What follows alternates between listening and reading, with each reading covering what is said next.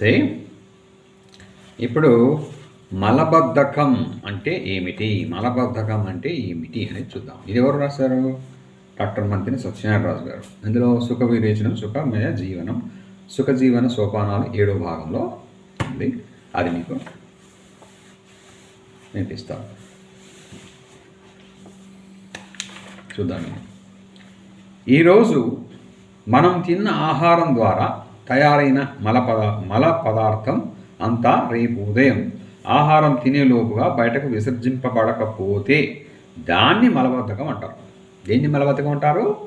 ఈరోజు మనం తిన్న ఆహారం ద్వారా తయారైన మల పదార్థం ఏదైతే ఉందో అది రేపు ఉదయం ఆహారం తినే లోపుగా బయటకు విసర్జించబడకపోతే దాన్ని మలబద్ధకం అంటారు.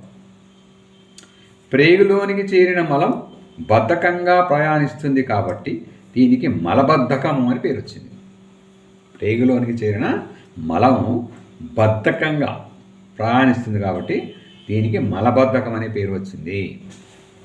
మనందరి దృష్టిలో మలబద్ధకం అంటే రోజుకి ఒకసారి కూడా విరోచనం కాకపోవడం.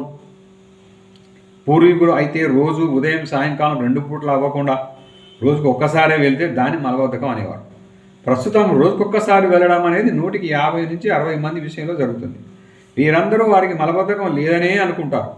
వాస్తవానికి రోజుకొక్కసారి వెళ్ళడం అనేది కూడా మలబద్ధకమే. 3-4 సార్లు తిన్నది ఒకసారిగా మల రూపంలో బయటకు పోవడం జరగదు. 3-4 సార్లు తిన్నది కూడా ఒక్కసారిగా మల రూపంలో బయటికి పోవడం జరగదు. ఇంకా 2 సార్లుగా వెళ్లాల్సిందే నిల్వ ఉంటుంది. కాబట్టి మలబద్ధకం కిందే లెక్క. బస్తీలలో 3 నుంచి 4 రోజులకు ఒకసారి వెళ్ళేవారు చాలామంది ఉంటారు. 2 రోజులకు ఒకసారి అయితే దాన్ని కూడా మలబద్ధకంగా భావించరు. చేసేది లేక మనం అలా తృప్తిపడడానికి మనకు ఇష్టం వచ్చినట్లు నిర్వచనాలు చెప్పుకుంటున్నాం. ఏది ఏమైనప్పటికీ రోజుకు 2-3 సార్లు రేపు ఉదయం లోపు ఆ తయారైన మలాన్ని పూర్తిగా విసర్జించగలిగితే తప్ప ఇంకోలా ఎలా వెళ్ళినా దాని మలబద్ధకం అనవచ్చు. అలా వెళితేనే ప్రేగులలో మలం నిల్వ ఉండదు. లేదా అలా వెళ్ళకపోతే మలం ఎంతో కొంత నిల్వ ఉండి జరగవలసిన నష్టాన్ని జరిగేటట్లు చేస్తుంది. ఎన్నిసార్లు తింటే అన్నిసార్లు పోవాల్సిందే, లేకపోతే మలబద్ధకమే. నేను అంటున్నాను, సార్ అంటుంటాను. ఈ నిర్వచనం చదివేసరికి చాలామందికి నీరు గారిపోతారు.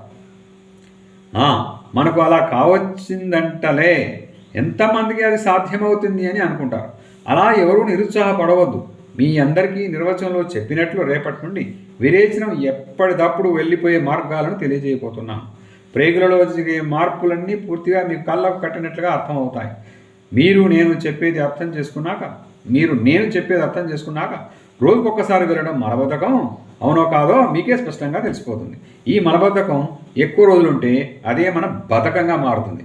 మలబద్ధకం గురించి పూర్తిగా అందరం తెలుసుకునే ప్రయత్నం చేద్దాం నెక్స్ట్ చాప్టర్లో. నమస్తే.